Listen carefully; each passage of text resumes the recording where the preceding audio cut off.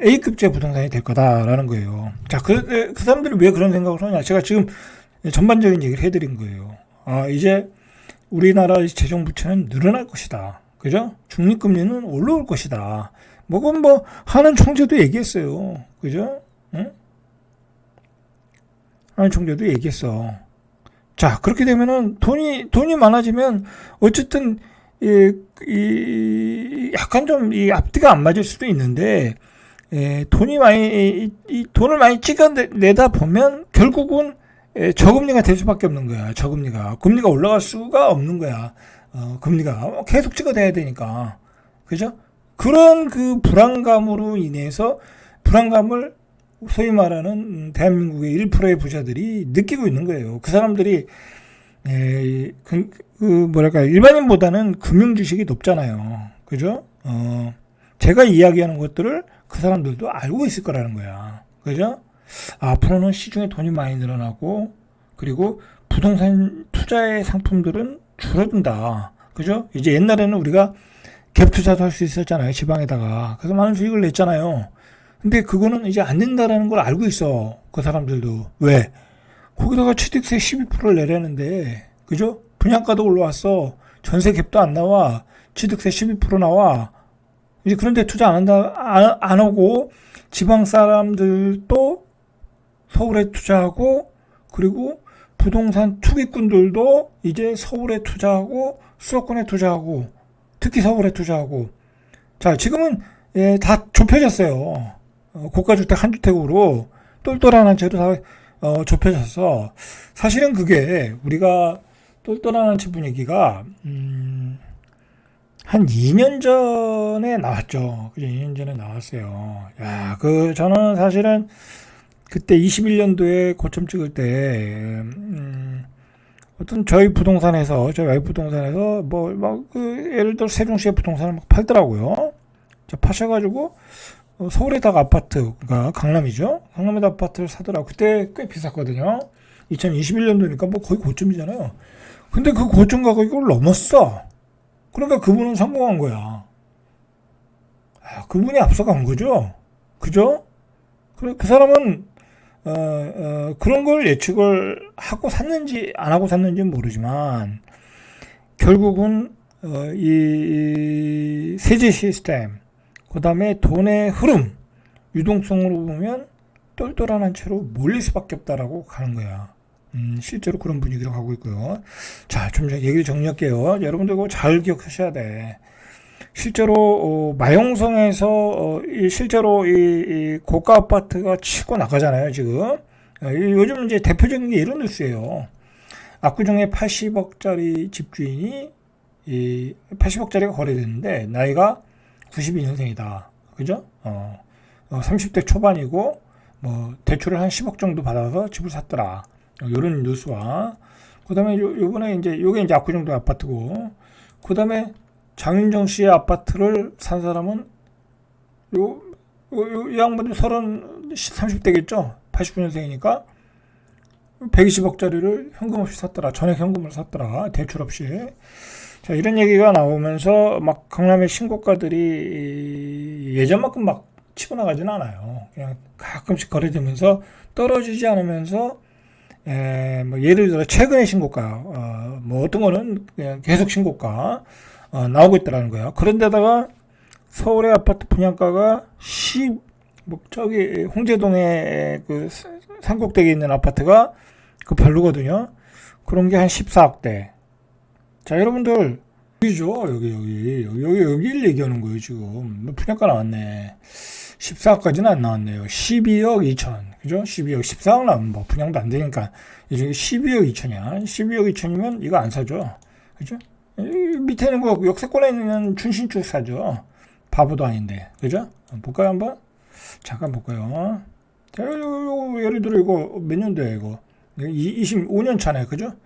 이게 11억이네. 그럼 11억짜리 이거 사지 미쳤다고 저 삼국대기 사겠어요. 근데 어쨌든 12억이 나오더라. 그죠? 자, 분양가가 계속 올라가고 있잖아요. 그죠? 원자재금 폭등 때문에. 자, 어쨌든 분양가는 올라가는 추세인데 그러면 이제 시골에 계신 우리 이 1%의 부자들 0.5%의 부자들이 요즘 무슨 생각을 하고 있냐면 이제 자식 걱정이 되죠. 그죠? 뭐 자기가 서울 가서 살 생각은 없어요. 근데 자식 걱정이 되니까 강남은 쉽게 못 사잖아요. 그죠? 40억짜리 집 사준다는 건 대한민국의 0.3% 정도? 그죠? 쉽지 않은 거예요. 그죠? 그런 부자는 그렇게 많잖아요. 근데 예를 들어, 요런데, 요거 뭐 몇 년 차, 18년 차이고, 그죠? 요 정도 사줄 수 있는 사람은 생각보다 많아요. 16억, 15억 8천. 그죠? 자, 여러분들 생각해 보세요. 대전의 아파트도 좋은 거는 한 10억 돼요. 그죠? 그리고 그냥 뭐 노멀하게 좋은 거, 그죠? 그냥 일반적으로 좋은 것도 7억, 8억이야. 그런 거 투자하신 분들은 뭐 두 채 이상 가지신 분이 많거든요. 그럼 그거 파는 거야. 아, 뭐 이건 더 이상 올라가지 않겠네. 그죠? 8억인데 전세가 4억이야. 지방은 갭이 올라가거든요. 그러니까 팔아버리는 거야. 그죠? 팔고 이런 걸 사러 들어오고 있는 거예요, 지금. 그죠? 이런 걸 사러 들어오고 있는 거야, 이런 거를. 그죠? 이런 걸 사러 들어오는 거예요. 보세요. 5월 달에 거래 2건 됐네. 그죠? 18억 찍고 있잖아. 그죠? 자, 그러니까 정리하면 강남의 신고가가 치고 나가 있고 분양가가 치고 나가니까 마용성으로 들어오고 있더라. 여러분들 결국은 마용성이 뜨면 또 밑으로 갈 수도 있어요.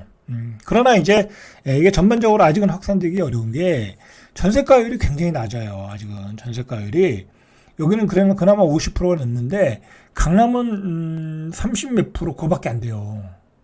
그죠? 그러면 강남에 사는 사람들이 사실은 막 여러분들 착각하면 안 되는 게 뭐 거기까지 얘기해 드릴게요. 오늘 좀 얘기가 전반적인 얘기를 그러네.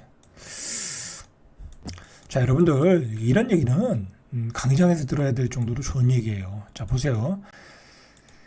이게 원베일리가 42억 뭐 계속 신고가를 찍고 있잖아요. 지금은 대장주니까. 자, 근데 전세가는 38%밖에 안 돼. 그러면은 이걸 사는 사람이 아이 전세 살면 되지 뭐 굳이 뭐 40이 여기면 아직은 여유가 있다.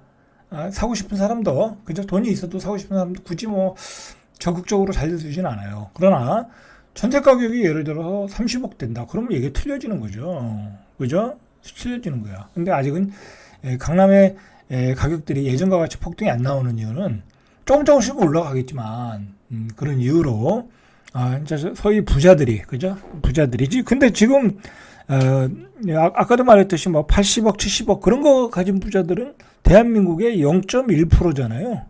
이제 그런 사람들이야 그렇게 살 수 있지만 뭐 예를 들어 이 반포 레미안 원베일리 정도 살라고 하면 뭐 그런 부자는 아니거든요. 말 그대로 전문직에 있는 뭐 돈 잘 버는 분들, 의사, 변호사 뭐 그런 분들이잖아요.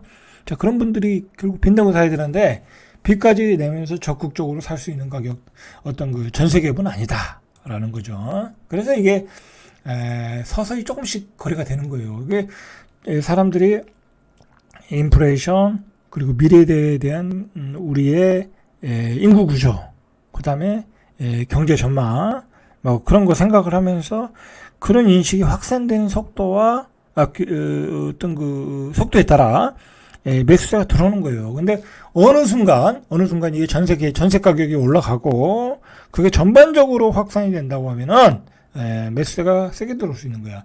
여러분 분위기 추세 이 앞으로의 전망을 이렇게 맞춰놔야지.